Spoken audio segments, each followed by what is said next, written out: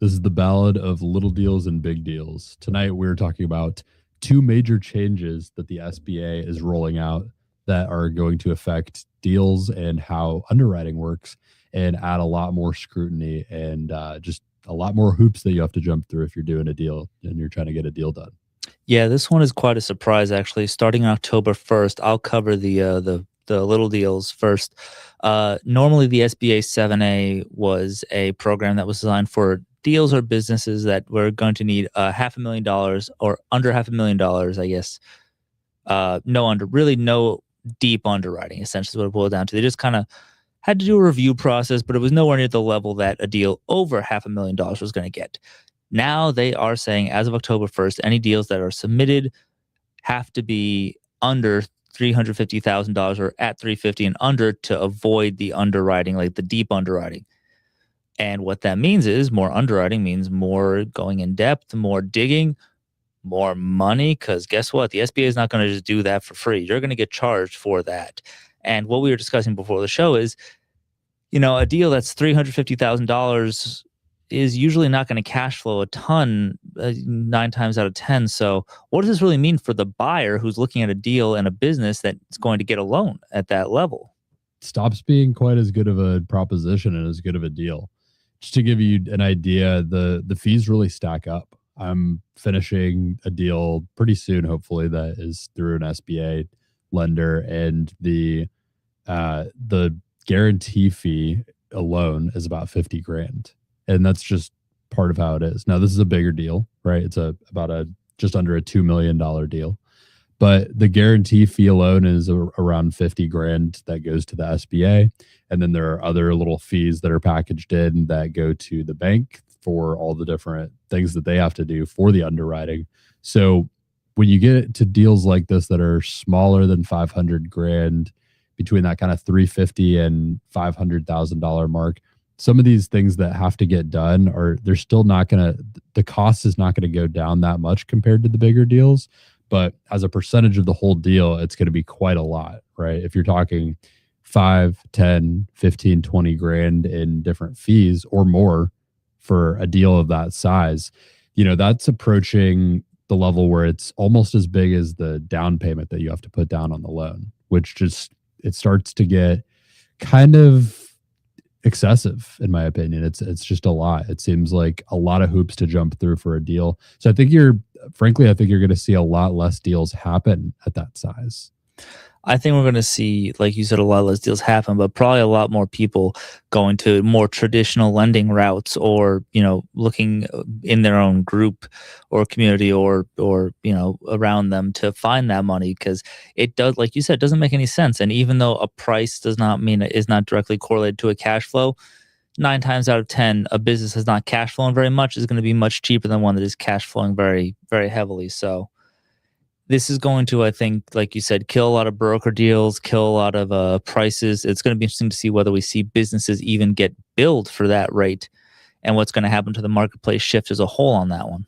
I think there's two main types of buyers that this is going to affect. There's going to be your smaller kind of first-time buyers, maybe someone leaving a corporate job or, just with some business experience wanting to buy a new business and get involved in something new that's just kind of buying this business as the first leg of this journey that they're on. They're not using it to expand to something else. They're just using it to get into a business.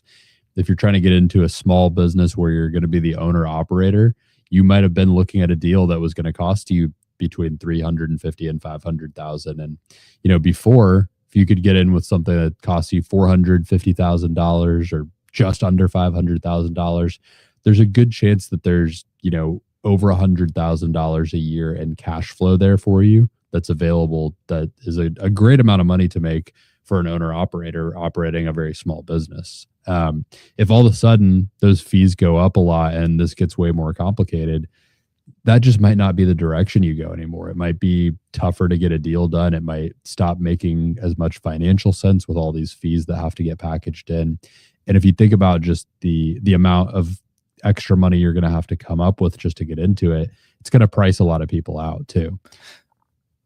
It's just one of those things where once you're done with this deal and you can give us that full video breakdown and kind of when that video drops, once you're done with this thing, I think people are going to be pretty sideswiped by just how much time, effort, and extra money you guys kept having to pull in to do this thing. Because the guru says you bring your 10% or you find somebody to give you 10%, you're good. When that's not anywhere near what it took to even get this one done. This is it's a multi-million-dollar deal you're doing, but it's not to the level of what we're talking about the other half of this, which is deals that are $3 million or more will now require a quality of earnings report, a QOE.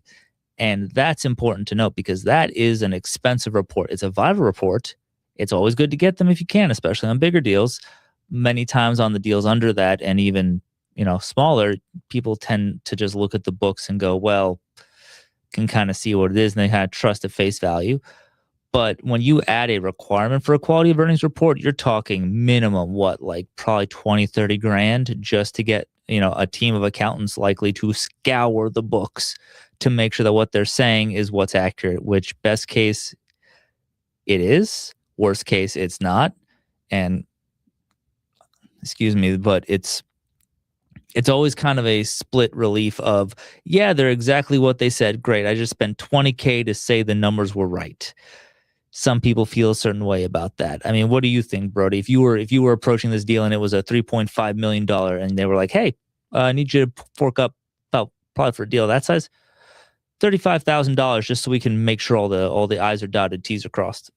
Well, I think it depends on what kind of deals the SBA banks and the banks that are participating in this and the SBA related lenders are giving on this type of thing. I think we're going to see this market get a little bit more commoditized. I actually think this is a really good requirement, right?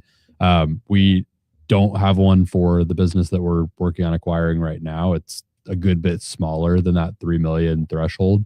I think that 3 million threshold is a important and a good one. I think they actually kind of hit it on the nose there.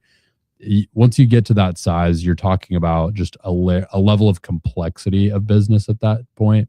It's a lot more difficult on average to kind of like wrap your head fully around and know exactly what you're seeing.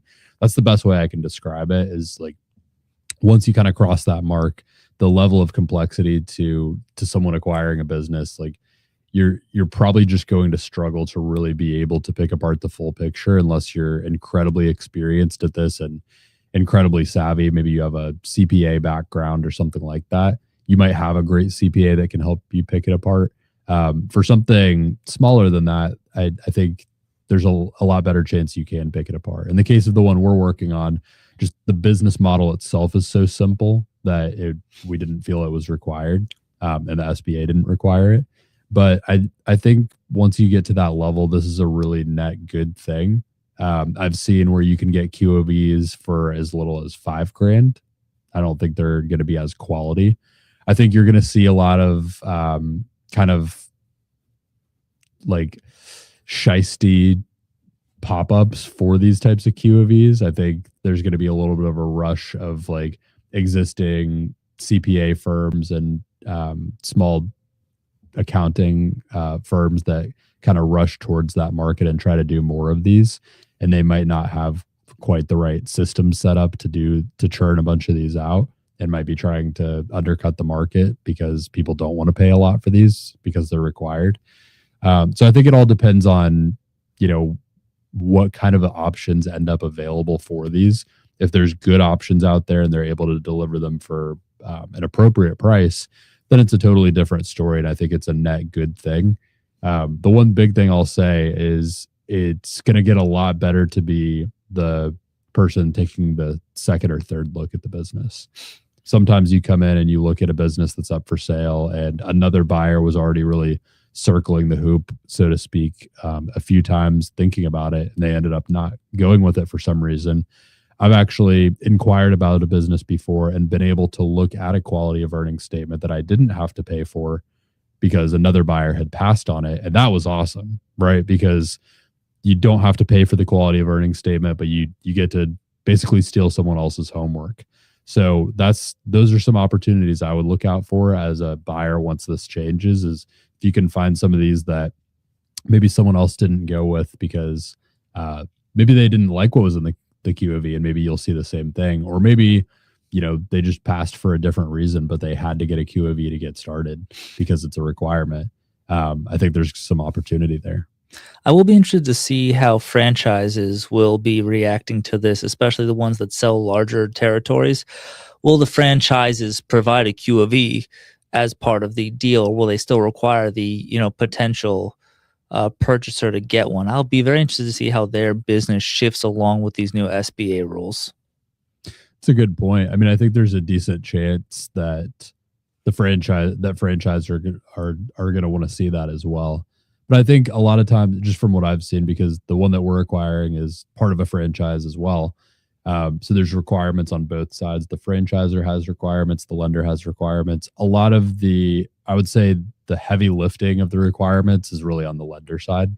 They're the ones that are a lot more detailed and have more requirements.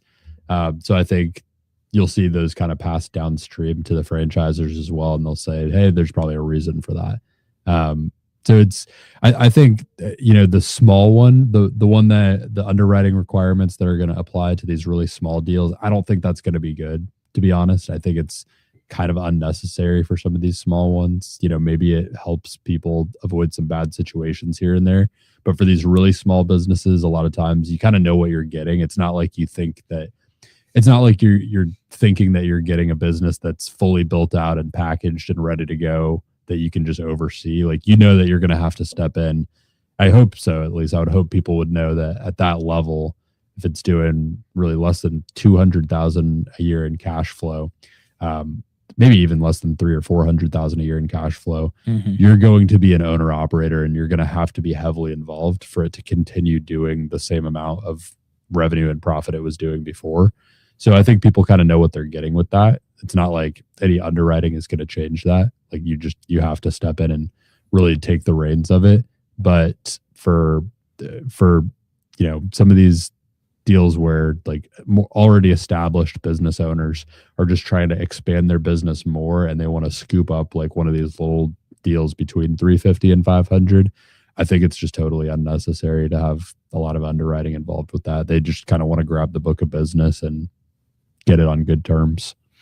No, I agree 100%. This is a weird kind of flex that they're doing on some of these, but I think when it comes on the heels of the larger ones that they're starting to require it, I do think that's a good precautionary measure for both sides. So let us know in the comments what you think. Do you think these requirements are good? Do you agree with both of them, one of them, neither of them? Is this going to affect a deal that you're working on? Is it going to affect the way that you look at doing deals in the future? Let us know in the comments what you think. And we do these every Tuesday night at 6 p.m. Eastern Standard Time. This is part 1 of the series that we're doing on these new requirements. There's a handful of other requirements that the SBA dropped, and we're going to cover that in 2 more parts of this series over the next couple weeks. But we'll see you on the next one. Thanks for tuning in.